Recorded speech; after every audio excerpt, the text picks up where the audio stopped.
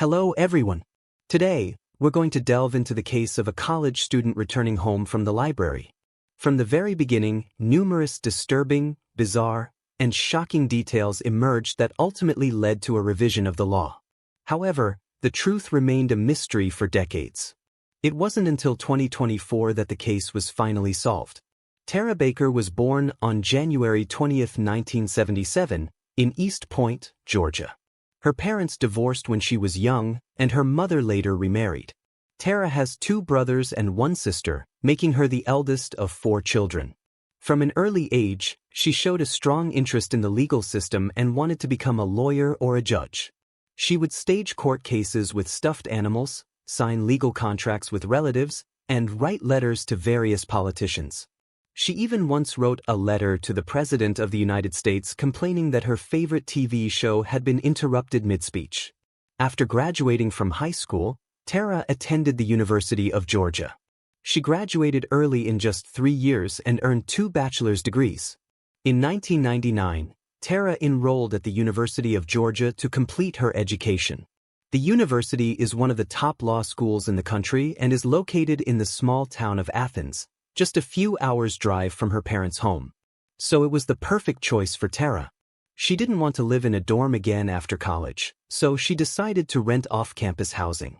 She chose a rental unit with separate rooms.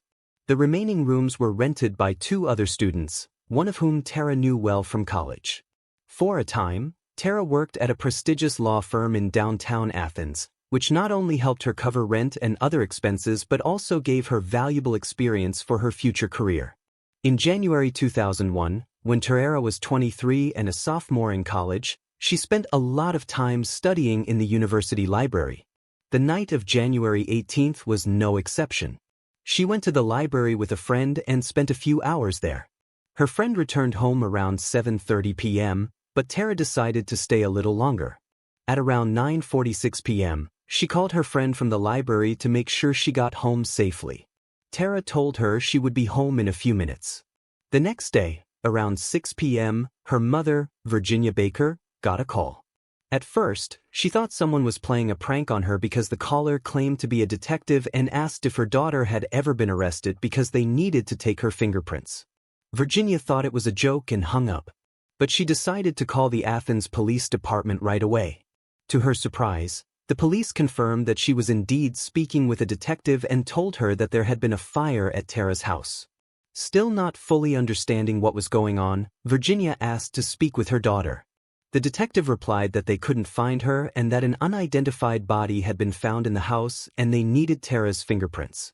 The detective further explained that only one of Tara's roommates had been found, and that she had not been home at the time of the fire. The whereabouts of the other roommate and Tara remain unknown, and investigators believe the body may have belonged to one of them. Virginia asked about the room where the body was found. The detective's answer left her speechless. The room was filled with antiques, and Tara had apparently been collecting them for many years. Tara's family immediately drove to Athens, hoping that it was all just a misunderstanding and that Tara was safe. When they arrived at the police station, they were left waiting for a long time without any information. After a few hours, detectives finally revealed that the body found in the house was Tara's, and that she had been murdered, not killed in the fire. However, the detective said he was tired and couldn't answer questions. He added that before leaving, Tara had left a gift under her fingernails. Experts had found skin fragments from the killer that could provide a clue to her identity. The news of Tara's murder shocked her family, leaving them in despair. Despite their pleading for more information, the police did not provide any further details. The family desperately tried to get information, but detectives continued to refuse to provide it. Since then, local police have not been in contact with the family, leaving Tara's family to make repeated phone calls and visits to the police station pleading for information. Finally, we were able to get some insight into the incident. Firefighters were called to Tara's home around 11 a.m. on January 19th. After putting out the fire, they discovered a body, later identified as Tara Baker. They concluded that Tara had been murdered. Her body had signs of stabbing and stab wounds, making it likely she had been assaulted. Because the fire occurred after her death, Investigators believed the killer had made this statement to destroy evidence. However, Tara's parents were unable to get the coroner's report from the police. They were also unable to provide detailed information about the murder. The Tarara family also learned that firefighters may have destroyed a lot of evidence, which is not uncommon in cases like this. Their primary goal was to put out the fire and rescue survivors, so they would not have expected a murder victim to be inside the home.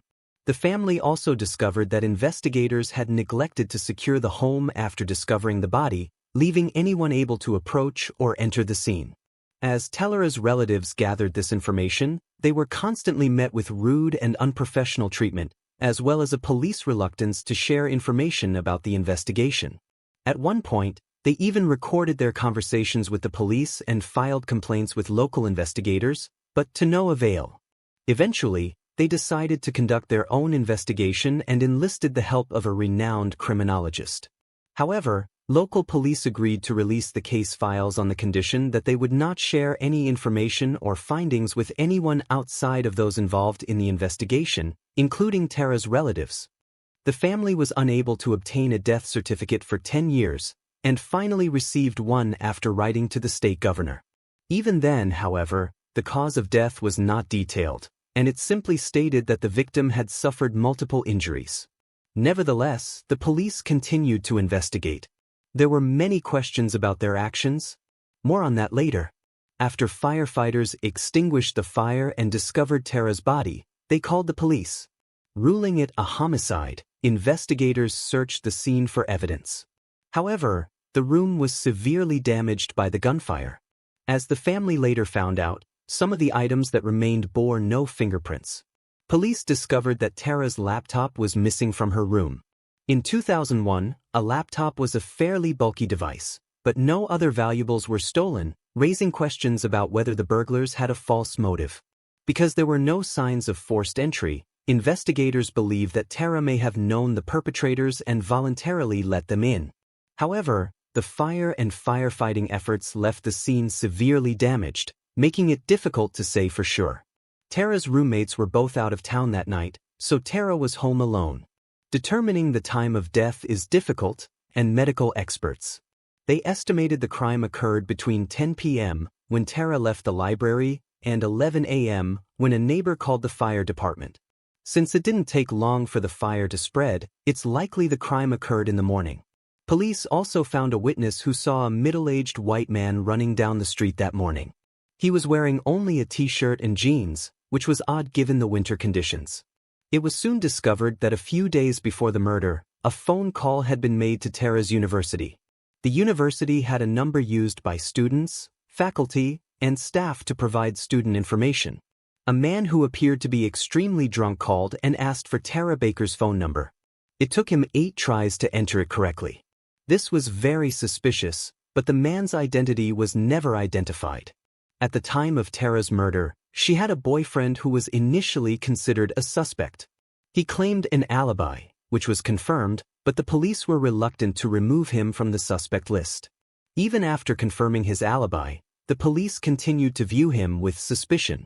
In the middle of the night, they called him and his parents and demanded that he appear at a police station in another city to provide additional biological samples, answer questions, or take a polygraph test. Incidentally, it was Tara's boyfriend who identified her. He lived in another city, but came to Athens as soon as he heard about the fire. Tara's parents were already in Athens, but the police asked him to identify Tara. The police took him directly to the house, but he was not allowed inside. Instead, a police officer entered the house and took a picture and showed it to him on the camera screen. He was surprised and said he wasn't sure if it was Temple and that he had given her the earrings, so if he could see them he would be sure. The police officer went back to the house and removed the earrings from the body and showed them to him. Only then did the boyfriend confirm that they were Temple's. Police quickly turned their attention to another student, a student who attended the same class as Tara and had a reputation for being problematic. Several female students came forward to allege that he repeatedly asked various girls out on dates, rarely accepting rejections, and even though he had told Tara he had a boyfriend, he had repeatedly asked her out on dates. Some girls said they were scared and worried by this man's strange behavior. Detectives began investigating but found no evidence linking him to the crimes. At one point, they even asked Tarara's friends to keep an eye on him, which caused quite a stir, but ultimately the case went unsolved. Another suspect he was a lawyer working at the same firm as Tara. After speaking with his colleagues, investigators discovered that the man had been behaving very strangely in the period leading up to the murder. The firm had a close-knit group of employees who frequently socialized outside of work. At some point, the lawyer suddenly left the group. Furthermore, a few days before the murder, he announced that he would be unable to attend Tara's birthday party, which was scheduled for the day after the murder. On the morning of January 19th, before the fire, one of Tara's co-workers tried to convince her to attend the party because she considered him a good friend and was hurt by his sudden decision. The co-worker went to the office, but he was not there. This was strange, as his workday had already started. He usually came to the office in the morning, but he was not there that day. His co-workers checked his time sheet, thinking he might have a meeting, but there was nothing. He didn't come to work that day. But the next day, he went to another co-worker's house and showed strange behavior. Many people who knew him suspected he was using drugs regularly. They thought that might explain his behavior. But that wasn't all. A colleague noticed several fresh scratches on his neck. As they remembered, they found pieces of the killer's skin under Tarara's fingernails, suggesting that she had likely scratched him. The lawyer claimed that the cat had scratched him and denied any involvement in Tarara's murder.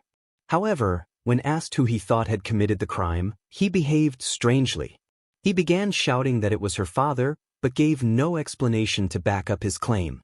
Another oddity is that the attorney suddenly resigned and left the state just months after the murders. It's unclear whether police compared his DNA to samples found under the victim's fingernails, and it's unclear whether those samples were even tested over the years. As with other investigations, detectives kept no information from even Tarara's family. Police later discovered that despite being a fictitious lawyer, he was secretly dating two female colleagues at his company, which could explain his odd behavior and occasional absences from work for no apparent reason. The two women also claimed to believe he was using illegal drugs. Police were unable to find any evidence linking him to the murders. He was ultimately dropped as a suspect. Detectives also interviewed employees of the property management company where Tarara was renting a room. They had a spare key, which might explain the lack of signs of forced entry, but they also found no leads. Since then, the case has not progressed significantly. Police continued to search for new suspects and witnesses, keeping most details of the investigation secret, arguing that releasing information would compromise the investigation. As time passed, several more strong leads emerged. One witness reported seeing an African-American man outside the Tarara home in the hours before the fire. Another witness testified that he saw a marriage in a college classmate's notebook shortly after the murder. Police investigated both leads but made no progress. Tara's parents raised $27,000 and offered it as a reward for any information that would help solve the case. Over the years, nearly all of the detectives working on the case were replaced. The new team continued to work on solving the case, but no new progress was made. The biggest problem was the lack of evidence. The fire and the actions of the firefighters had destroyed almost everything in the other rooms that might be of investigative interest. In 2020, 19 years after Tara's murder, a podcast appeared that shed light on her case. The podcast, along with Tara's family and others involved in the case, compiled all available information about the crime, sparking a new wave of interest. The police also took notice of the podcast, which led to increased communication between the new detective and Tarara's family. This led to the police investigating the case more thoroughly, but still no progress. The podcast episode dedicated to Tara aired for 2 years and had a major impact on the outcome of the case. This was one of the reasons why the Georgia government came up with a bill aimed at reducing the number of state-solved cases. The bill was named after Tara and another young woman from Georgia whose murder remains unsolved.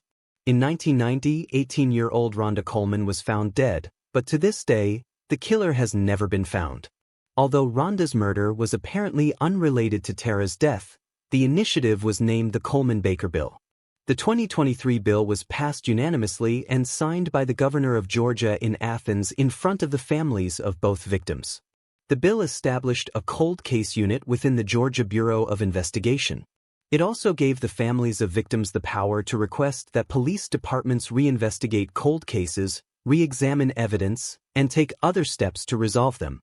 As soon as the bill was signed into law in 2023, such a unit was established with a specific focus on the Tarara murders. Detectives reviewed all available information and began examining some of the evidence using the latest DNA analysis tools. This continued for several months, and on May 13, 2024, police held a press conference. 23 years after the murder, police announced that the perpetrator had finally been arrested. The perpetrator was identified as a 48-year-old man named Edric Fausto. During the meeting, investigators did not reveal how they identified the suspect, saying only that modern DNA analysis tools and other biological evidence played a key role. They refrained from disclosing details to avoid disrupting the ongoing legal process. It will only be in court that the evidence against F.A. will be revealed. In F.A.'s arrest, he was accused of assaulting the victim. He had been accused of various crimes, so his biological samples may have matched the DNA samples taken from Tarara's body. It's also worth remembering that traces of the killer's skin were found under the victim's fingernails. Experts may have been able to extract the killer's DNA from these traces using modern analytical tools. F.A. has been arrested multiple times for various crimes. Due to his extensive criminal history, it is likely that he had been in the FBI database for a long time. At the time of Ms. Tarara's murder, he was 25 years old and lived in the same town.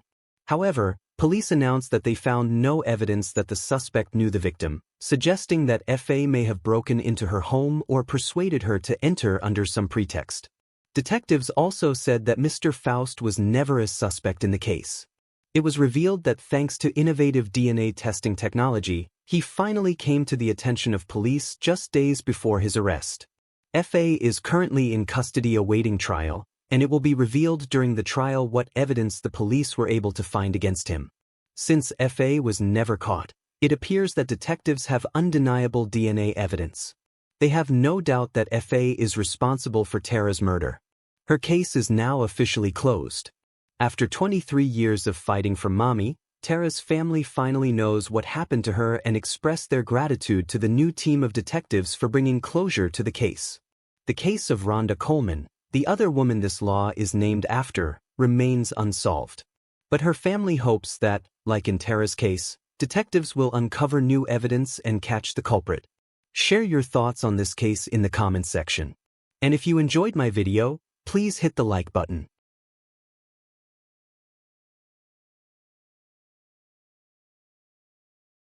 A 17-year-old girl was getting ready to go to school, but she never showed up for her classes. The police got involved and quickly uncovered a series of chilling facts and unexpected clues. Eventually, this led them to a shocking revelation. While the case was solved, the outcome outraged the entire country. Ellie Gould was born on February 6, 2002, in the small British town of Cowan. She came from a big, close-knit family. Besides her parents and older brother, she had a lot of relatives living nearby, and they were all very close. From a young age, Ellie had a deep love for animals, especially horses.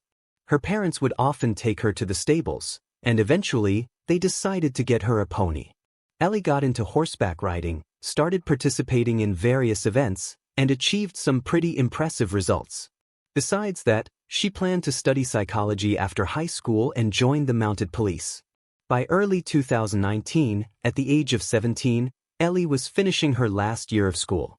She had plenty of friends there because she always tried to get along with everyone and avoid any conflicts. That same year, a classmate asked Ellie out and they quickly started dating. Ellie, who had never been in a relationship before, was excited about this new experience. On May 3rd, Ellie woke up early as usual and started getting ready for school. She didn't have any morning classes that day, so she only needed to be at school by noon for just a few lessons. She had arranged for a friend to pick her up, said goodbye to her parents as they left for work, and waited at home. A few hours later, Ellie texted her friend, letting her know she'd decided to skip school that day and stay home, telling her not to come by.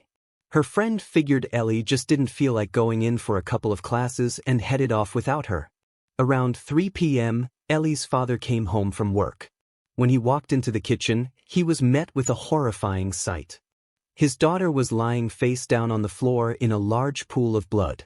At first, he thought Ellie might have fallen and hit her head or gotten into some other accident, but then he saw the blood splattered all over the kitchen and noticed a knife lodged in his daughter's neck, with her hands gripping the handle. He immediately called an ambulance and tried to perform first aid, following the operator's instructions, but Ellie showed no signs of life and her father realized she was already gone. When the paramedics arrived, all they could do was confirm Ellie's death, estimating she had been dead for at least 4 hours. They also saw multiple stab wounds on her body. Most of them concentrated in her neck area. Ellie's parents were in complete disbelief. Even when the police told them that their daughter had been murdered, her father struggled to accept it. He was in a deep state of shock, convinced that what had happened to Ellie was just some kind of terrible accident. Her body was handed over to the medical examiners, and they established more details about what had happened. Along with the 13 stab wounds, they discovered signs of strangulation on her neck. It seemed the attacker had failed to kill her that way, so he grabbed the kitchen knife. They also found several defensive wounds, showing that Ellie had fought back, desperately trying to defend herself from the attacker. While forensic experts examined the crime scene, the police began their investigation. They brought Ellie's parents to the station and asked if they knew anyone who might have wanted to harm their daughter. After looking at each other, both parents could only think of one name: Thomas, Ellie's boyfriend. Her mom explained that Ellie and Thomas had started dating just a few months earlier, and at first, Ellie was thrilled. She had never been in a relationship before, and Thomas seemed like a great guy. He was a top student, played sports, and was part of the school's rugby team. But things between them started to go downhill pretty quickly. Thomas wanted to spend almost all of his time with her, and he became more demanding about it as the days went by. Ellie, on the other hand, couldn't give him that much attention. She needed to focus on her final exams and take care of her ponies. As time went on, Thomas's behavior got only worse. He would get upset with her, accusing her of not wanting to spend time together, and became increasingly controlling. He would call and text her constantly throughout the day, and then get angry when she couldn't respond right away. Ellie's parents had always felt that Thomas wasn't the right match for her. When he visited their home, he would mostly stay quiet, which they found odd. Ellie, on the other hand, was very outgoing, and her parents figured the relationship wouldn't last long. And they were right. Just a few months into the relationship, Ellie started thinking about breaking up with him. Not only was Thomas's behavior making her more and more uncomfortable, but she also realized that she needed to focus on her exams and getting into college. In the end, she decided to end things and broke up with him on May 2nd, just one day before she was killed. The police also spoke with Ellie's friends, who shared more details about the breakup. Ellie had told them that Thomas didn't take it well. He kept trying to convince her to stay together, calling her constantly and asking to meet. But Ellie refused to talk about it. Their mutual friends mentioned that Thomas's behavior changed drastically after the breakup. That same day, he posted on social media saying that the past few days had been incredibly hard for him. Not only had he just broken up with Ellie, but his father had been diagnosed with cancer, and his aunt had recently passed away. Thomas ended the post by saying he was struggling to cope and planned to seek help from the school counselor. After seeing the post, some of Thomas's friends reached out to offer their support. When they spoke with him, they noticed he seemed genuinely depressed. But when the police asked if they thought Thomas could have harmed Ellie, his friends couldn't believe it and insisted that it was impossible. With all this information in hand, the investigators decided to talk to Thomas. But before that, they examined Ellie's phone and discovered that Thomas had messaged her that morning, asking to meet. They went to Thomas's house and asked where he had been that morning. Thomas explained that his mom had driven him to school, but he was too upset over the breakup and his other problems to attend classes. So, instead of going in, he waited until his mom left, walked to the bus stop, and headed back home. On the way, he messaged one of his teachers to let them know he wouldn't be at school today. According to Thomas, he didn't leave the house after that. He spent the rest of the day doing homework and relaxing. During the conversation, he also asked if Ellie was okay, and the officers told him about her death. After speaking with Thomas, the investigators went to talk to his mother, And here, they encountered an interesting twist. She confirmed that she had dropped him off at school that morning, but when she returned home later, Thomas wasn't there. The police returned to talk to him again. He explained that he hadn't wanted his mom to know he skipped the entire day of school, so he hid in the closet and waited until she left for work. During the conversation, the officers noticed fresh scratches on Thomas's face. When asked how he got them, Thomas claimed he did it himself, but the investigators were skeptical. Given that the medical examiners concluded Ellie had fought back during the attack, these injuries could have easily been inflicted during the struggle. The police also questioned all of Ellie's neighbors, and one of them shared an interesting observation. That morning, they had seen a man approaching Ellie's house. However, due to the distance, the neighbor couldn't make out the man's face or any other useful features.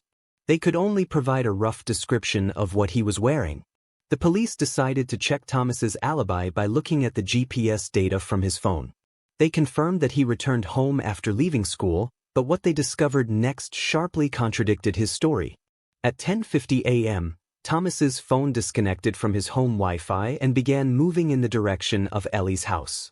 Just 3 minutes later, his phone was located near her home, where it remained for about an hour. At 11:51 a.m., the phone started heading back towards Thomas's house and reconnected to his home Wi-Fi within minutes. The police realized that it would have been impossible for Thomas to cover the distance between his and Ellie's home on foot in just 3 minutes since he lived in a neighboring village several miles away. Then, they reviewed surveillance footage along the route and spotted a silver Ford Focus, which belonged to Thomas's parents. The movement of the car matched the phone's location data, leading investigators to conclude that Thomas must have been driving it. The camera also captured the same car leaving Thomas's house again and returning just 18 minutes later.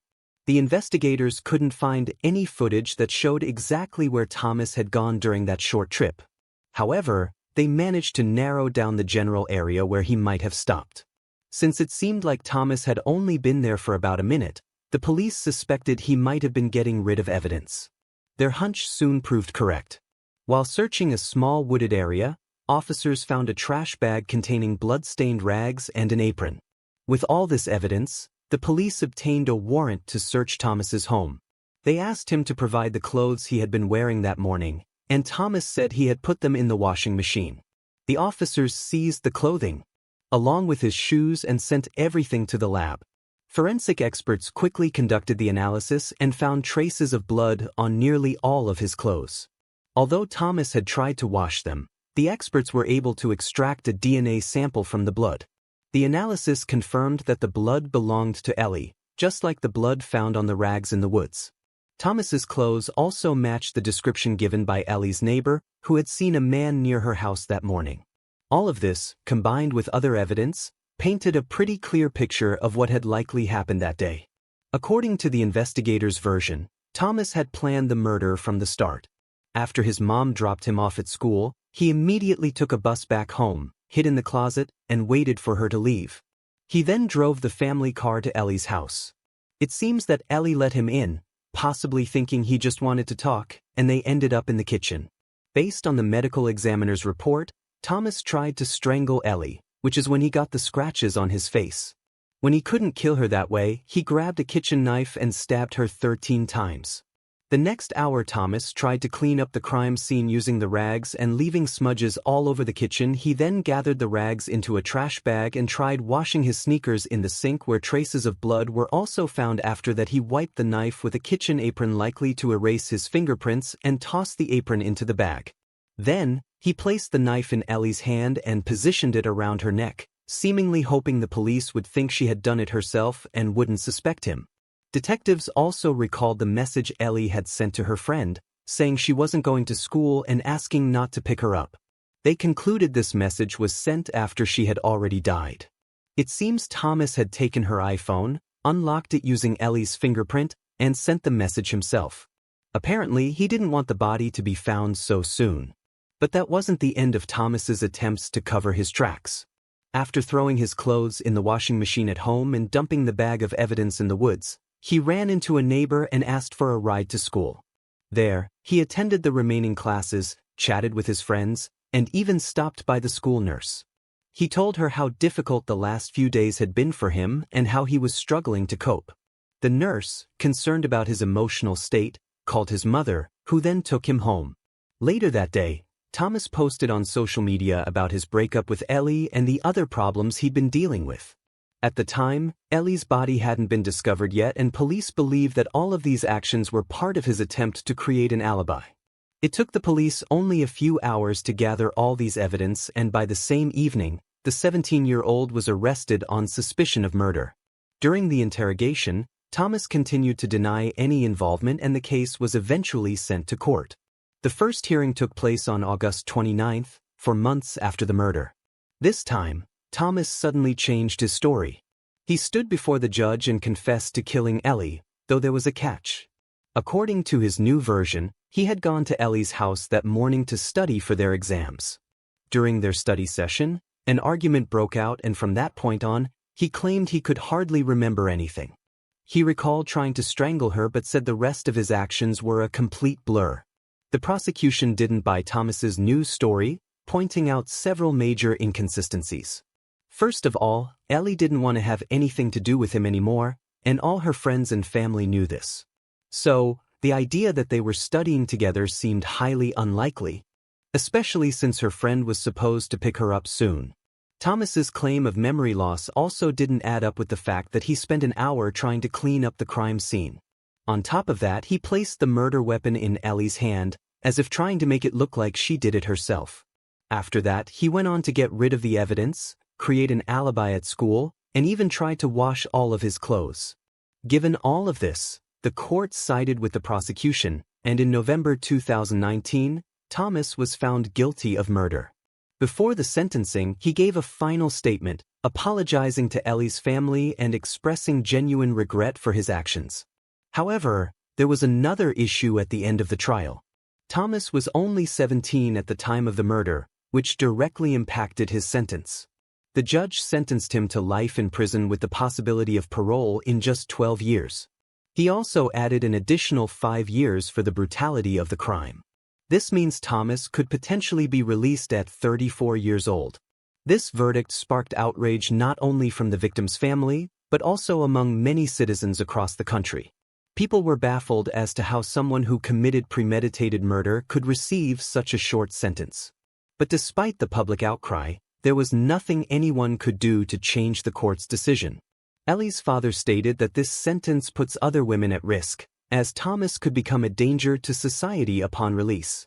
He believes that Thomas is a psychopath who should not be let out of prison for the rest of his life. This injustice prompted Ellie's parents to dedicate the next few years to changing the existing legislation. In 2021, they finally achieved progress.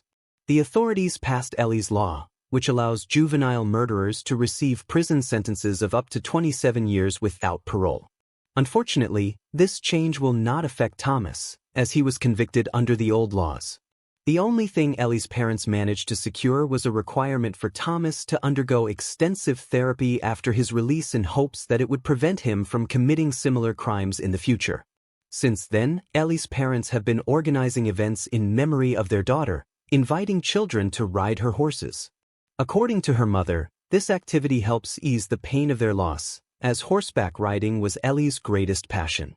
Share your thoughts on this story in the comments section, and don't forget to press the like button if you enjoyed my video.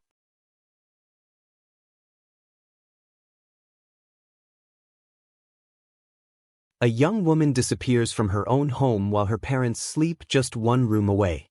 Detectives can't find a single clue, and it seems impossible to solve the mystery.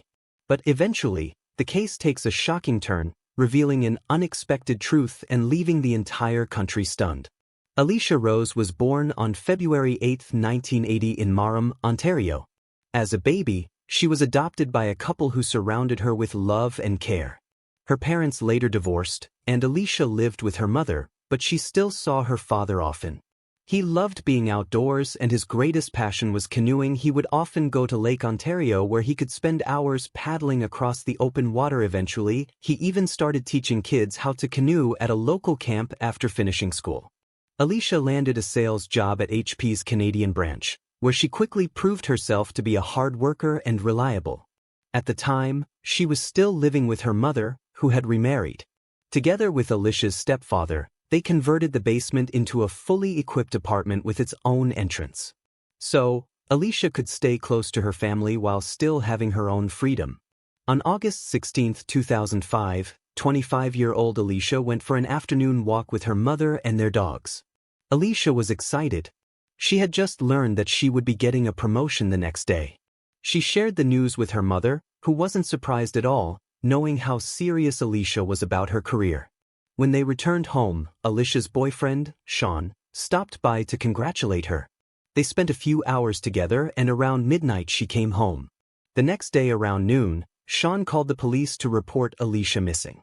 He explained that when he got home the night before, he tried to call her, but she didn't answer. He thought she was asleep and didn't think much of it. But when Alicia didn't answer the phone the next morning, Sean became worried. Sean drove to his house and saw his car still parked outside. That immediately struck him as odd. Alicia should have been at work hours ago, especially since it was the day she was supposed to be promoted. He knocked on the door, but no one answered. So he walked around to the back of the house and saw the gate wide open. On the grass lay Alicia's shoes, an empty cup, and a pack of cigarettes. That was enough to panic him, so he decided to call the police immediately.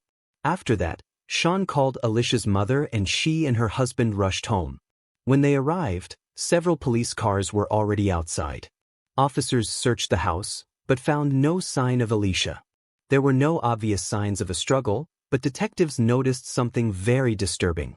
It looked like Alicia had not slept the night before. Her bed was neatly made, the freshly washed clothes she had planned to put away were still lying outside. And in the bathroom was her ring, which she always took off before bed. Furthermore, all of her belongings, including her keys and wallet, were still on the table. Police quickly confirmed that she had failed to show up for work and officially opened a missing persons investigation. Detectives quickly concluded that Alicia hadn't simply left the house. This looked more like a kidnapping. While there were no concrete clues inside the house, her shoes lying near the open gate pointed to something sinister. And since it appears Alicia never slept that night, investigators believe she may have been abducted right after her boyfriend left. Sean arrived home and called her just 15 minutes later, but she didn't answer. It seems someone had grabbed her as she stepped out to see her off right near the open gate. Alicia's mother hadn't heard anything unusual, and a search of the neighbors hadn't turned up any clues either. With no other leads, the police turned their attention to Sean, the most obvious suspect. He was the last person seen of her, but detectives struggled to find any motive. The two had only been dating for about a month and a half, and everyone close to Alicia said their relationship was going well. Police searched Sean's car and home, but found nothing suspicious. They also talked to her neighbors, asking if they had seen anything strange like her taking out the trash in the middle of the night, but that didn't lead anywhere. Eventually, the detectives began to doubt her involvement. They investigated Alicia's circle of friends and acquaintances, but nothing suspicious was found. So, detectives launched a massive search operation, setting up a command post inside a local school while the children were away on summer vacation. They brought in sniffer dogs, helicopters, and appealed to the public for help. On the first day, about 60 people joined, but by the next day, the number had grown to nearly 400. The response was so overwhelming that police actually had to send some volunteers home because they didn't have enough resources to handle such a large group. Despite this, the search for Alicia quickly became the largest in Ontario history, and her story spread far beyond Canada's borders. There are several reasons why this case attracted so much attention. First, no one could understand how Alicia could disappear from her own backyard in a matter of minutes without a sound, without witnesses, and without any real clues. And second, from the beginning, many people pointed the finger at her boyfriend, convinced that he had somehow committed the perfect crime. One detail that particularly raised suspicions was the fact that Sean called the police as soon as Alicia didn't answer her phone.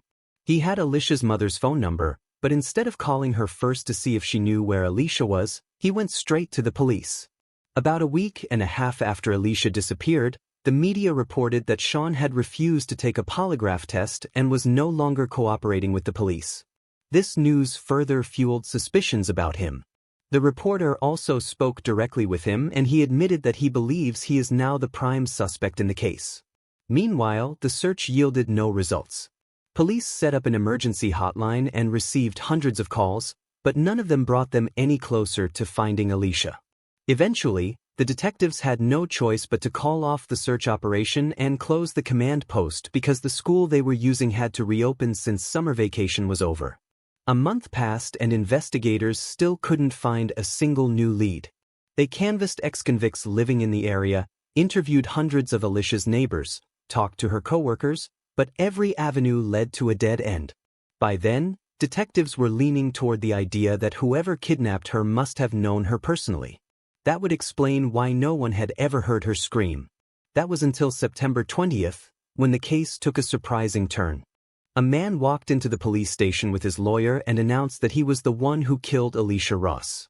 The man was 31-year-old Daniel Sylvester, Alicia's neighbor, who lived just a few feet from her house. He said that around 1:30 a.m. he went out for a walk and stepped into the narrow alley between their homes. That's where he met Alicia.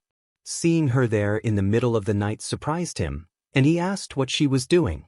Daniel told her she had every right to be standing outside her own house.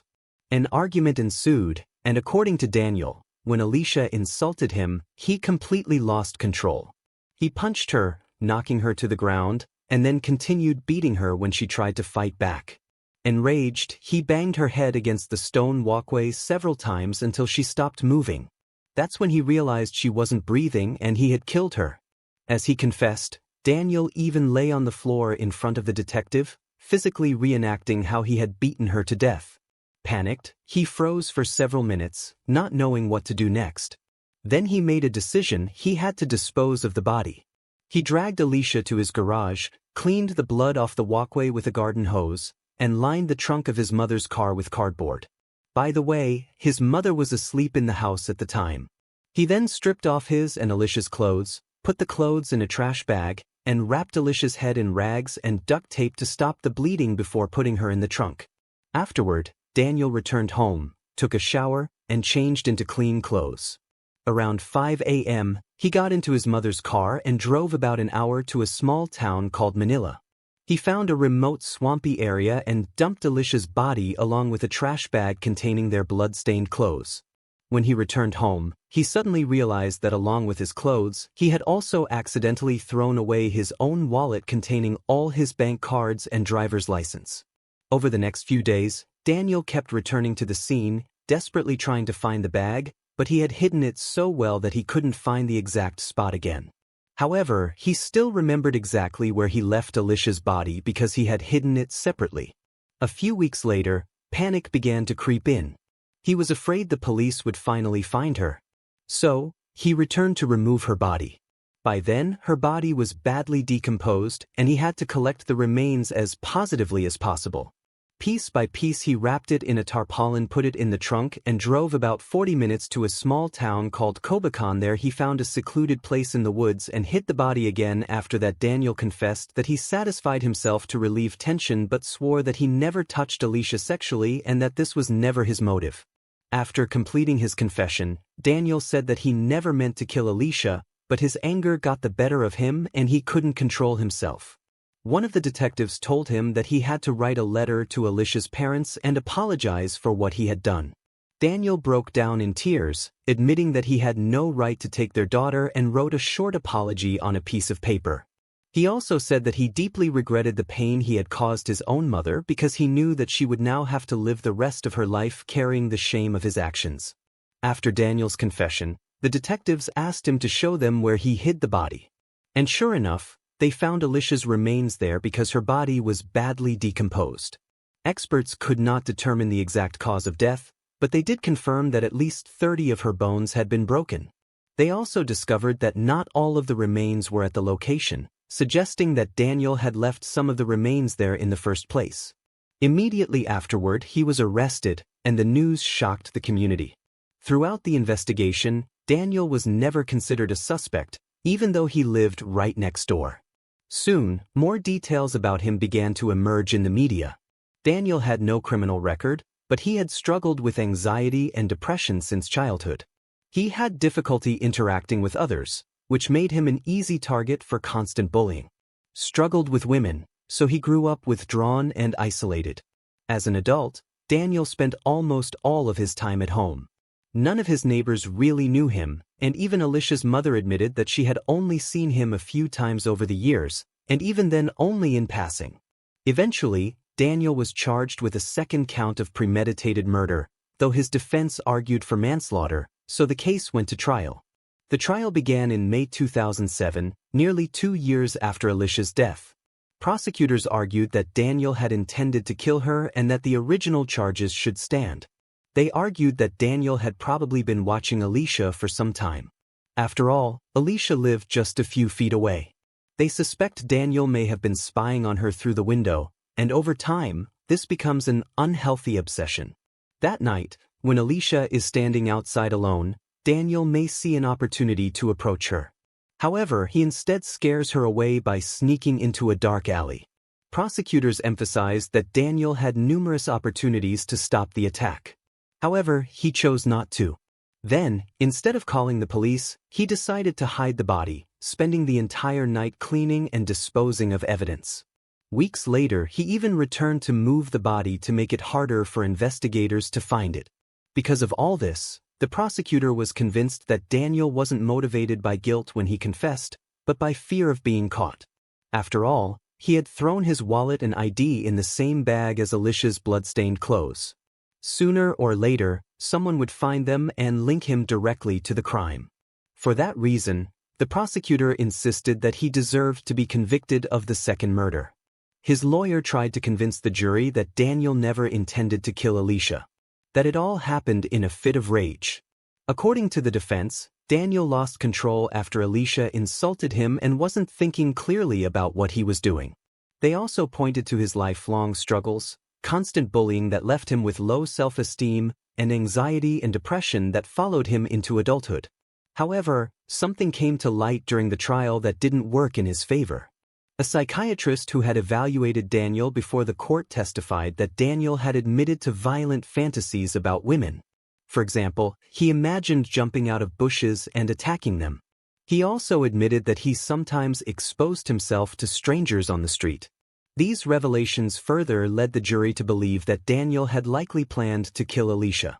Ultimately, he was found guilty of second-degree murder and sentenced to life in prison with the possibility of parole after 16 years. After the verdict, Daniel tried to appeal his sentence, but to no avail. His first opportunity to apply for parole came in 2021, but there is no record of him being released. Since there is no public information to the contrary, he is likely still behind bars. It's also worth noting that shortly after Daniel's arrest, a local newspaper issued a public apology to Alicia's boyfriend, Sean. For a month, many media outlets had been portraying him as the prime suspect. According to Sean's father, that time was devastating for him. Not only did he lose his girlfriend, but many people believed he was a murderer who got away with it. After Daniel was sentenced, Alicia's parents created a memorial fund in his name. The funds are used to sponsor canoe lessons for children in the national park he loved so much. Share your thoughts on the story in the comments, and don't forget to hit the like button if you enjoyed my video. Thanks for watching.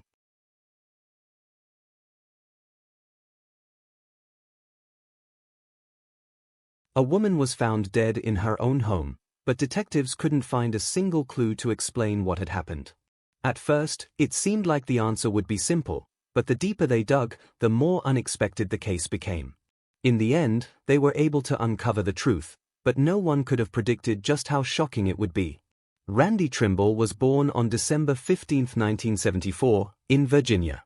She was an only child, raised by her mom on her own. From a young age, Randy was drawn to the arts. She played the flute, acted in school plays, and even was part of the school band. After graduating high school, she went on to study at Bloomsburg University in Pennsylvania, where she studied to become a speech therapist. Randy had a real passion for working with kids and gave it everything she had. Her mom was working multiple jobs to cover her tuition, and Randy didn't take that for granted. She kept her grades very high and eventually earned a scholarship that covered her entire graduate program. During college, she also started dating a guy named Brian. Not long after graduation, the two got married. But what should have been one of the happiest moments in their lives came with heartbreaking news. Just before the wedding, Brian was diagnosed with multiple sclerosis, a serious degenerative illness that could lead to permanent disability. Still, Randy didn't walk away. She stayed by his side and promised to support him, no matter how the disease progressed. The couple settled in the small town of Camp Hill, where Randy landed a solid job at a local medical center. With that steady income, she was able to buy a house, and from there, she and Brian started building a life together. They dreamed of having kids and were putting money aside in case Brian's condition got worse and he could no longer work. To make sure they'd be financially secure, Randy even took on a second job, despite already earning a solid income from her full-time position. January 10, 2003 started out like any other day. Randy, who was 28 at the time, went to work at the hospital and finished her shift around 5 p.m. After that, she headed to her second job, stayed there for a few hours, and then went home. Brian had finished work a bit earlier that day, but he'd made plans to meet up with a friend in a nearby town. Around 8 p.m., he got back home, and right away, he could tell something wasn't right. The house was dark, and Randy didn't seem to be there. Inside, the house was a mess. Things were scattered across the floor, like someone had torn the place apart looking for something. Brian checked every room, called out for Randy, but she was nowhere to be found. Eventually, he stepped into the garage and was met with a heartbreaking scene.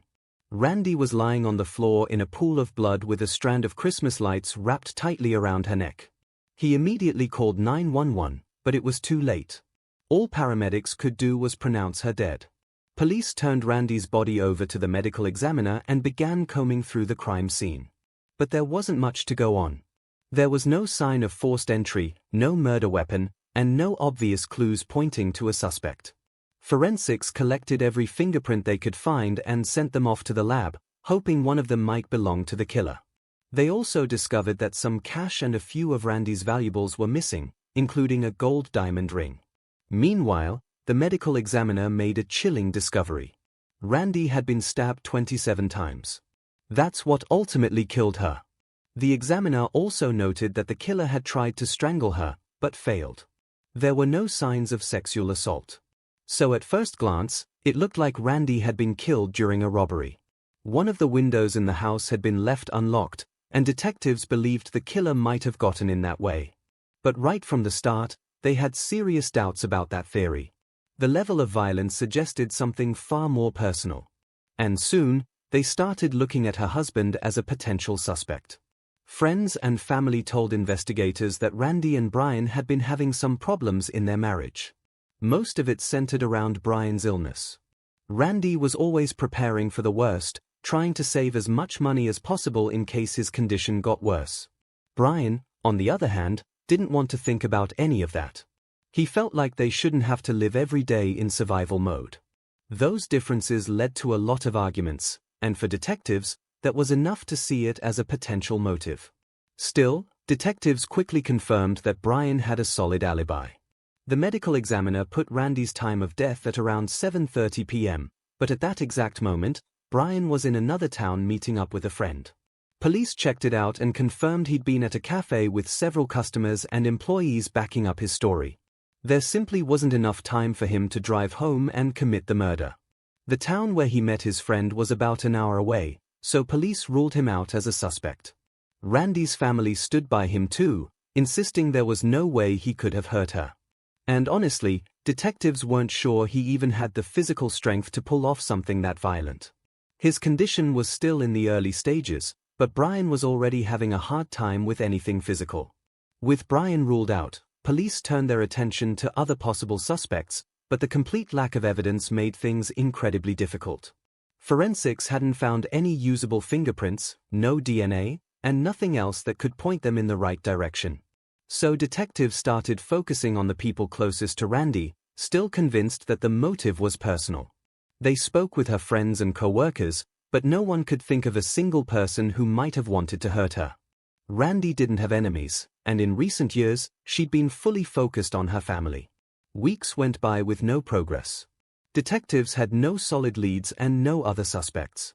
So eventually, they found themselves circling back to Brian, wondering if there was any possible way he could have pulled this off. Even though Brian's alibi held up, his behavior after the murder raised some eyebrows. Not long after Randy's death, he moved to another town to be closer to his family and started skipping work regularly. He also completely cut off contact with Randy's mother, even though they'd been very close before. What really caught people's attention was how he suddenly started spending money. Brian bought a new TV, an Xbox, decked out his place with brand new furniture, and started buying all sorts of stuff he definitely didn't need. His friends tried to talk to him about it, but Brian just brushed it off, saying, "Grieving can get expensive." He also mentioned he was expecting insurance payouts, one for the stolen jewelry and another for Randy's death. In the meantime, he said he was dipping into the savings they had built together. Brian's behavior definitely raised some red flags, but as long as his alibi held, there wasn't much police could do. So, they decided to dig a little deeper and went to speak with his co-workers. Brian worked in the IT department at an insurance company, and detectives started asking around to see if anyone had noticed anything unusual. That's when they got something interesting. One woman who knew Brian fairly well told investigators that he used to talk a lot about the problems in his marriage. According to her, he often complained that Randy was too controlling, constantly monitoring their spending and making him feel like he couldn't live his own life. Things had gotten so bad, she said, that just a few weeks before Randy's death, Brian told his co-workers he was planning to file for divorce. But then, seemingly out of nowhere, he changed his tune. He started insisting everything was fine between them and that divorce was no longer on the table. Before wrapping up the interview, the woman suggested detectives talk to another co-worker, someone Brian had been especially close to. The co-worker's name was Blaine, and like Brian, he worked in the IT department. The two had hit it off over their shared love of video games and horror movies. Blaine had even written a script for a low-budget film he dreamed of making one day, something in the style of the Blair Witch Project. Brian loved the idea, and the two of them talked about it non-stop at work. But according to another co-worker, something shifted in the weeks before Randy's murder. The movie talk stopped. So did the usual video game banter. Instead, they started keeping to themselves, whispering quietly, like they didn't want anyone else hearing what they were saying. After hearing this, detectives started to wonder if Blaine knew something about Randy's death. But instead of dragging him in for questioning right away, they decided to play it smart and see if they could get more out of Brian first. They kept in regular contact with Brian, checking in under the pretense of following up on small details. By then, he was used to the constant questions. But this time, detectives asked him to revisit the crime scene and walk them through everything that had happened on that fateful night. Brian agreed, and that's when things got interesting. As he walked them through the moment he found Randy's body, his story didn't match what he told them just weeks earlier. Back then, he said he hadn't touched her and called 911 right away. Now, he claimed he had held her hand and pulled her into his arms. There were other inconsistencies too, small details that didn't match up with his earlier statements. To detectives, it was a red flag. From that point on, they kept the pressure on. They stayed in contact with Brian, not so much to get new information, but to keep him on edge, nervous, and constantly aware that police were watching him. They even tapped his phone and started following him everywhere he went, making sure he knew it. That continued until detectives were ready to move into the final phase of their plan. In early May, 5 months after Randy's murder, they brought her husband in for another interview and started laying out their suspicions. They laid it all out. Brian's odd behavior, the holes in his story, the spending, the things his co-workers had said. Then, one of the detectives said something that shifted the tone completely. "We understand you didn't kill Randy. But we also know you know who did." And that's when their strategy finally paid off. After a long silence, Brian asked his mother, who was sitting in the room with him, to step outside. Once she was gone, he turned to the detectives and said he was ready to tell them everything, as long as they agreed not to seek the death penalty. The police agreed to the deal, and Brian finally started talking. He admitted that things between him and Randy had gotten pretty bad. He said she was always trying to control him, especially when it came to money.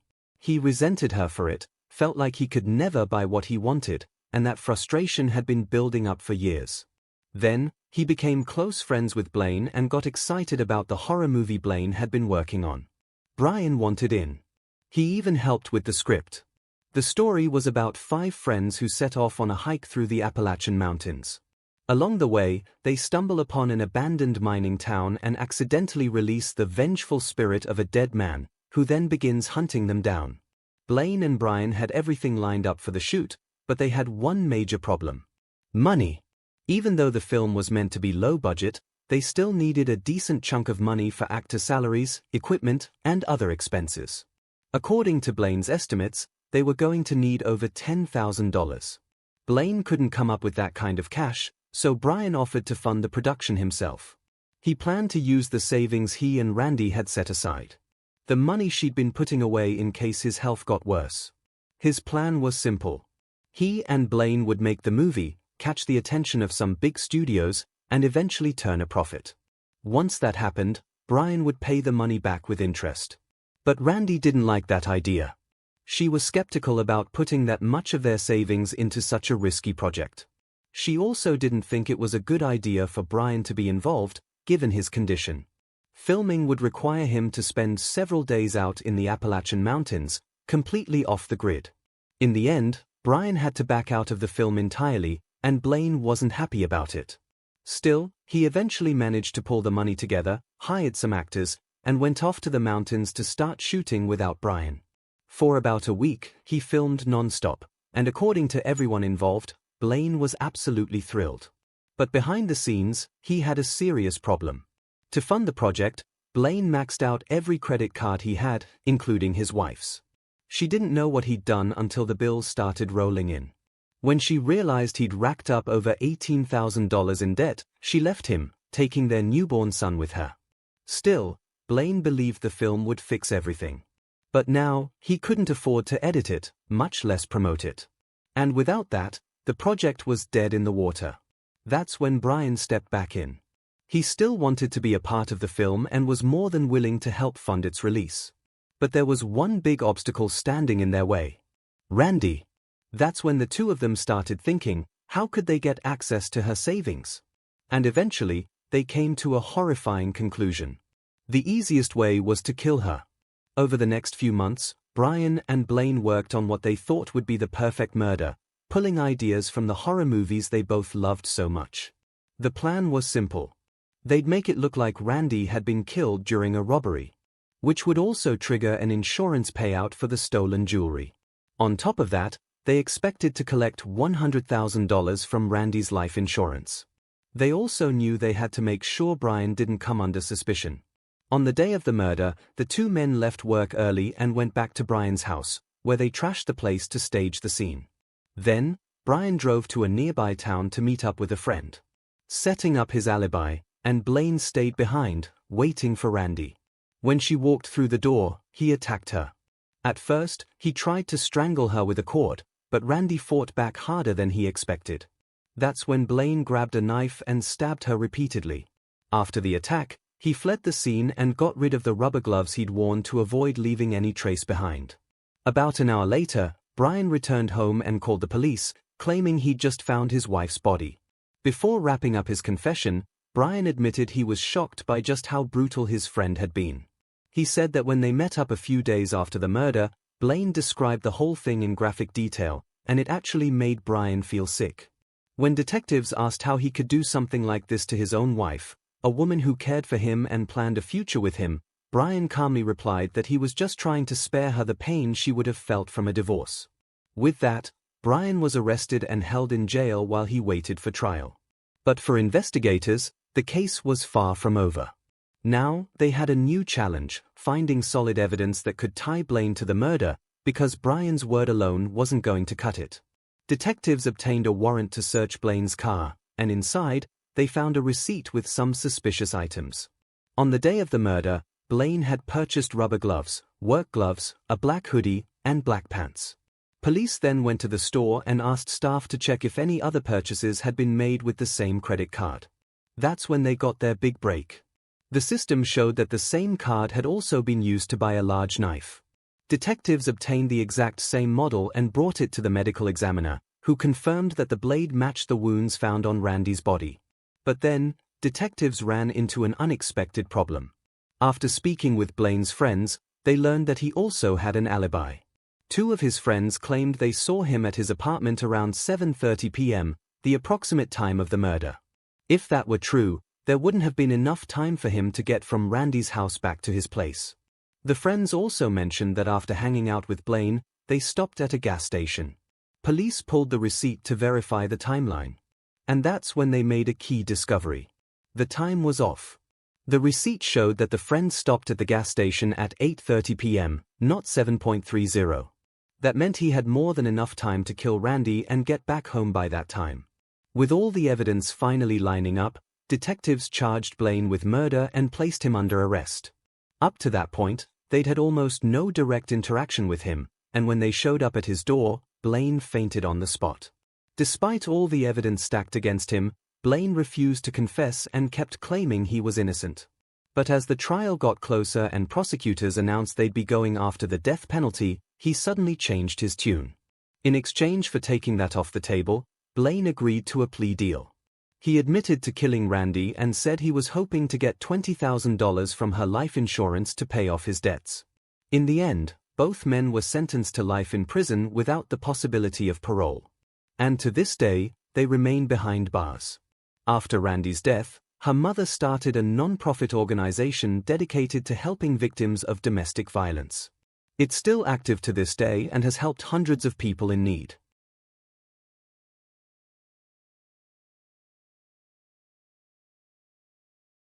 A woman sent her kids off to school and was getting ready for work when a fire broke out in her house. The firefighters quickly put out the flames, but they immediately noticed a few suspicious things, and soon even more strange details emerged. For over 30 years, this mystery remained unsolved until investigators uncovered a shocking twist straight out of a detective movie that finally revealed the truth. Joy Hibbs was born on September 23, 1955 in the small town of Chieflin, Florida. She was the youngest of 9 siblings and grew up surrounded by a big, loving family. Joy loved being outdoors. She enjoyed hiking, fishing, and pretty much anything related to nature. She was also into sports. Back in her school days, Joy got into running and even competed in marathons. She was also a huge football fan and made sure never to miss her favorite team's game. While in high school, Joy met a guy named Charlie. The two quickly hit it off, and not long after graduation, they got married. Soon after, the couple decided to move to Pennsylvania, settling in a small town called Croydon. Joy had always dreamed of working in the medical field, but without a formal education, she could only find entry-level jobs. She spent some time working as a veterinary assistant, but eventually decided to take courses at a local college to earn a medical degree. That paid off, and she landed a job as a physical therapist at a small clinic close to home. In 1975, when Joy was 20, she and Charlie welcomed their first child, a daughter, and 3 years later, they had a son.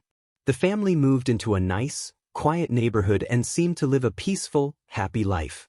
To their friends and relatives, it looked like Joy and Charlie had built the perfect family, a true embodiment of the American dream. But everything changed on April 19, 1991. That day, 35-year-old Joy was scheduled to work the evening shift. She got the kids ready for school, said goodbye to her husband as he left for work, and started preparing for her shift. Joy also ran some errands. She went to the grocery store and stopped by the bank to cash a check. Around 1 p.m., her 12-year-old son David came home from school and noticed his mom's car parked outside the house. Excited to share the good grades he'd gotten that day, he ran toward the house, eager to see her reaction. But his excitement quickly turned to worry. As he got closer, he saw thick smoke coming from inside. At first, he thought his mom might have left something on the stove. But the moment he opened the door, he saw flames spreading through the house. Panicking, David tried to go inside to find his mom, but the smoke and fire made it impossible. Meanwhile, neighbors noticed the smoke and called the fire department. Firefighters quickly arrived at the scene and managed to extinguish the flames. But when they reached the last room of the house, they discovered a human body. When paramedics and police arrived, they immediately assumed the body was Joy's. But because of the severe burns, They couldn't make a 100% positive identification, so the remains were sent to medical examiners for confirmation. Meanwhile, news of the fire spread quickly through the town. Joy's daughter, who was at school at the time, heard about what had happened and rushed home, only to find her younger brother in tears.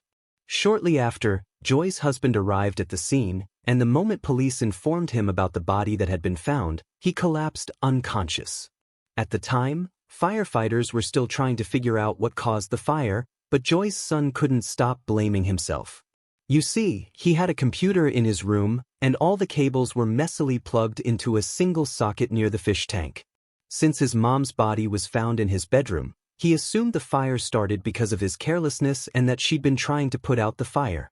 However, while putting out the flames, firefighters noticed some strange details. It seemed like the fire had started in several different areas of the house, something that's almost unheard of in an accidental fire. A closer look only confirmed their suspicions. Investigators found 4 separate points where the fire had been set. While they couldn't pinpoint exactly how it started, one thing was certain. This wasn't an accident. It was arson. Moreover, all 4 gas burners on the kitchen stove had been left on, with traces of debris scattered across them. This suggested that the arsonist used something to spread the fire from the stove to other parts of the house. The arson theory was soon backed up by the medical examiner's report. They confirmed the victim was Joy and revealed there were no traces of smoke in her lungs, meaning she was already dead before the fire began. But the most chilling discovery was what they found on her body. There were multiple cuts, bruises, and stab wounds. With this new information, the case was reclassified as a homicide, and investigators began searching for evidence. But it wasn't easy. The fire had destroyed most of the house, leaving little to work with. On top of that, no foreign DNA was found on Joey's body. So, with no physical clues, detectives shifted their focus to identifying possible suspects. The first person they looked into was Joy's husband, Charlie. He had been at work when the fire started, but the police couldn't completely rule out the possibility that he might have left, committed the crime, and then returned to work to set up an alibi. However, there were no signs of serious marital problems. Family and friends all said the couple seemed happy, and Charlie appeared genuinely devastated by his wife's death. Despite this, detectives continued to investigate him as a potential suspect for a while, but eventually, they shifted their focus on other possible leads. Investigators began questioning Joy's friends and coworkers, asking if she had any conflicts or if anyone might have had a reason to harm her. But everyone said the same thing. Joy was a kind and caring person who never got into trouble. Investigators also considered the possibility that Joy might have been a random target. From her husband, they learned that every Friday she cashed a check at the bank, and on the day of the fire, she would have had some cash. However, her wallet, which was found on the couch, was empty. Her purse also had been dumped out on the kitchen floor, as if the perpetrator was searching for something specific. Police theorized that someone might have followed her home from the bank or broken into the house intending to rob it. But this theory didn't hold much weight, because other than a relatively small amount of cash, nothing else was missing from the house. The perpetrator didn't touch any valuable items, making the robbery angle seem unlikely. So, detectives began leaning toward the idea that this was a targeted attack. It wasn't long before they uncovered some unsettling details about Joy's life in the months before her death. Her family revealed a series of strange and troubling incidents that had recently taken place. On one occasion, someone threw a brick through their window. Another time, their front door was damaged and the tires on Joy's car were slashed while it was parked in front of the house. At the time, Joy and Charlie assumed these were random acts of vandalism and didn't think much of it. But now, after her murder, all of these incidents seemed connected. The police started digging into who might be behind all this and began questioning Joy's neighbors. While no one remembered seeing anything unusual around the house during these incidents, they did share something intriguing. Just before the fire started, several neighbors spotted a blue Monte Carlo parked in front of Joy's house. But unfortunately, no one got a look at the driver or the license plate. When detectives asked Joy's family about the car, they got their first big lead. Joy's son mentioned that his mom's friend, April, sometimes drove a car like that. Digging deeper, investigators learned that April and her husband, Robert, had lived just a few houses away from Joy, but they had recently lost their home due to financial troubles and moved away. According to Joy's friends and family, she and April had struck up a friendship shortly after April's family moved into the neighborhood. There was more to April's story, though. Neighbors described her husband, Robert, as a violent man with a bad temper, and there were rumors that he physically abused her. Because of this, April often spent time at Joy's house along with her kids, looking for a safe space away from her home. Joy's son also told detectives about some conflict between Robert and his mother. He recalled overhearing a phone conversation where Robert not only yelled at her, but openly threatened her. Police started digging into Robert's background and quickly discovered a long rap sheet, mostly for drug-related offenses.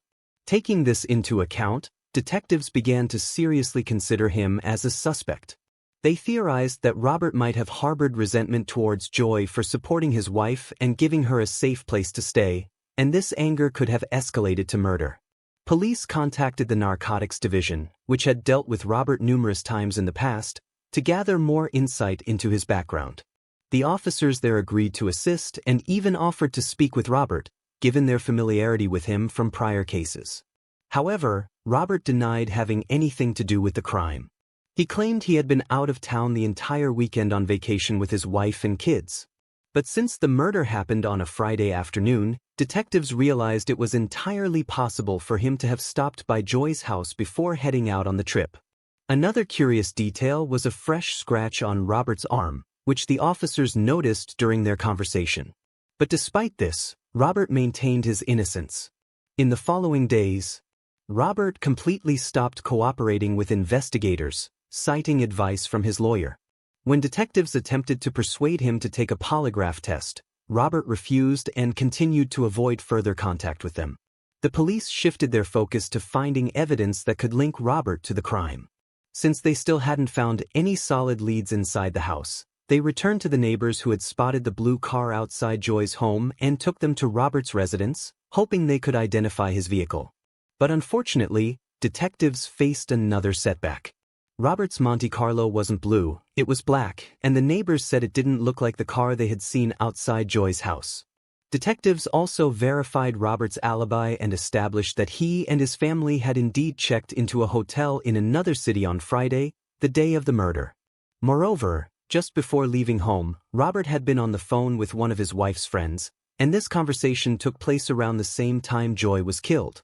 With this information, investigators began to reconsider Robert's status as the main suspect and shifted their focus back to pursuing other leads. Investigators then decided to take another look at the victim's husband, Charlie, and this time they uncovered something interesting. Speaking with Joy's coworkers, detectives learned that she had been receiving threatening phone calls.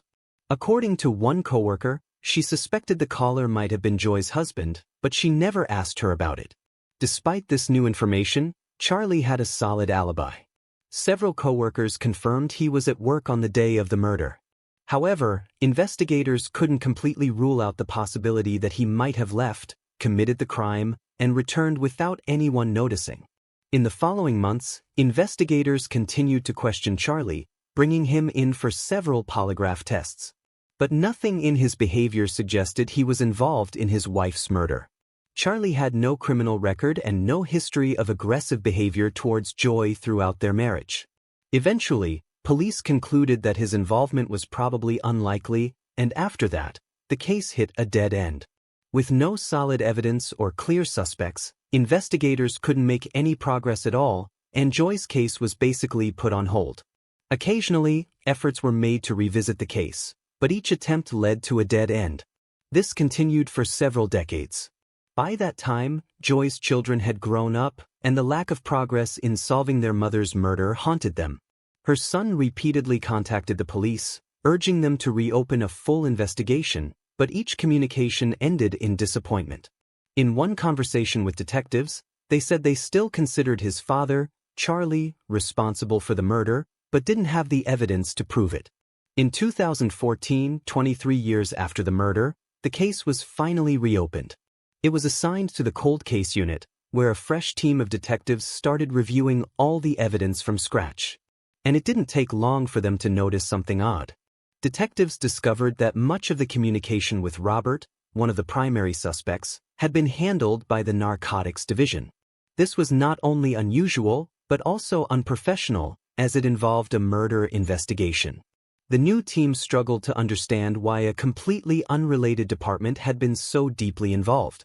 The detectives decided to speak with one of the investigators who had worked on Joy's case back in 1991.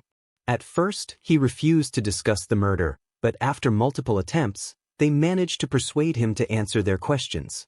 What the retired detective revealed left them stunned. He admitted that from the very beginning, Robert seemed like the most likely suspect. However, there was one significant problem. The investigators were basically instructed to stay away from Robert and essentially drop any efforts to link him to the murder because he was an informant for the Narcotics Division. While it was known at the time that Robert was an informant, the detectives believed this shouldn't have interfered with the murder investigation. But as it turned out, Robert was a key informant in a massive narcotics case, and the police department didn't want to jeopardize the years-long operation targeting a major drug trade business. As a result, the original investigators barely pursued Robert as a suspect, conducting only a superficial investigation into his potential involvement. These revelations marked a turning point in Joy's case, and the new team of detectives began building a case against Robert. Back in 1991, the police determined that Robert had a solid alibi, but the new investigators knew they couldn't rely on outdated records, so they decided to verify everything themselves. The first step was to track down Robert's wife's friend, the one he supposedly called around the time of Joy's murder. She confirmed that the call did happen, but there was a key detail the original investigators had missed. The call wasn't in the afternoon. It was much later, closer to the evening. Next, the detectives re-interviewed the witnesses who had reportedly seen Robert with his wife and children when they checked into the hotel. According to the case files, the family arrived shortly after lunch, but the witnesses contradicted this, stating the family actually checked in around 5 p.m. So this timeline left Robert enough time to commit the murder. Finally, the investigators decided to question April. By then, she and Robert were divorced, but she still supported his alibi, insisting he couldn't have been involved in the crime. Detectives pressed her multiple times, hoping she'd reveal more, but she stuck to her original story. So, the detectives shifted their focus to uncovering new leads and re-examining all the evidence they had. This process stretched on for several years until something completely unexpected happened. In 2016, April walked into the police station and said she wanted to talk. She revealed that a series of negative events in her life had led her to reconsider her position on Joy's murder. April confessed that she had been lying about her ex-husband's alibi the entire time and that the Rayal story was far from what she had originally claimed. According to her, on the day of the murder, Robert came home covered in blood. When she asked him what had happened, he simply said, "I stabbed someone and set a house on fire." He then demanded that she pack up the kids for a trip, and they drove to another city under the pretense of a weekend getaway. Robert also brought along a large bag.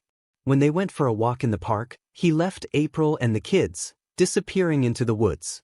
When he returned a few minutes later, the bag was gone. April realized her husband had killed Joy only a few days later when detectives came to their house. She confronted Robert and begged him to confess, but instead, he beat her and threatened to pin the crime on her if she ever spoke up. Thus, for years, April had been too afraid to testify against Robert, but she finally found the courage to take the right step. Her testimony drastically changed the direction of the case, but detectives knew they still needed some concrete evidence or a confession. So, they came up with a plan and asked April to help them prove her ex-husband's involvement. The police wired April and staged a scene where officers arrived at her house to question her. Right after that, April called Robert and told him that detectives had just asked some questions about Joy's murder and she didn't know what to do. Robert immediately insisted that she refuse to talk to the police and avoid answering any questions. His reaction didn't suggest innocence at all. Everything he said made it clear he was only trying to dodge responsibility. With this recording in hand, detectives began preparing the case for trial. This process took several years, and in May 2022, Robert was finally arrested. He continued to deny his guilt, but the district attorney believed the chances of securing a conviction were very high. The key witness in the case was April, and things seemed to be moving steadily until another unexpected twist turned everything upside down. When Robert's son was called to testify in court, he suddenly revealed that his father had confessed to the murder. According to him, Robert called shortly after the phone conversation with his ex-wife. He said the police were questioning her about the murder and there was a chance he'd end up with a life sentence. Robert told his son he wanted to prepare him for the possibility and then began sharing details of what had happened. While he didn't outright admit to killing Joy, he used phrases like, "I think I did it." This testimony further strengthened an already solid case, but the prosecution still faced one big question. What was Robert's motive? Based on the evidence, he had long been in conflict with Joy and showed a history of aggressive behavior and criminal tendencies. On top of that, it seemed he had taken the cash Joy had withdrawn from the bank just hours before her death. But there was another, much darker theory. When new details about the case emerged and it made headlines again, Robert's relatives from another state contacted the detectives. They hadn't been in touch with him for years, but they were shocked when they saw Joy's photo on the news. They revealed that when Robert was a teenager, he had sexually assaulted and beaten his aunt, who bore a striking resemblance to Joy. This led detectives to consider that Robert may have attacked Joy with the intention of assaulting her, although proving that was no longer possible. Despite this, the jury found Robert guilty of Joy's murder, and he was sentenced to life in prison. Although justice was finally served in the case, its details sparked justified outrage. Robert had lived freely for over 30 years after committing the murder. Because the police prioritized protecting a narcotics investigation over pursuing justice for Joy. Essentially, her life was deemed less valuable than a drug trafficking case. Despite this, Joy's family thanked the new team of detectives for their hard work. Her son, who had spent years wondering if his father was involved, an idea planted in his mind by the original investigators, was finally able to learn the truth. Share your thoughts on the story in the comments section and don't forget to press the like button if you enjoyed my video.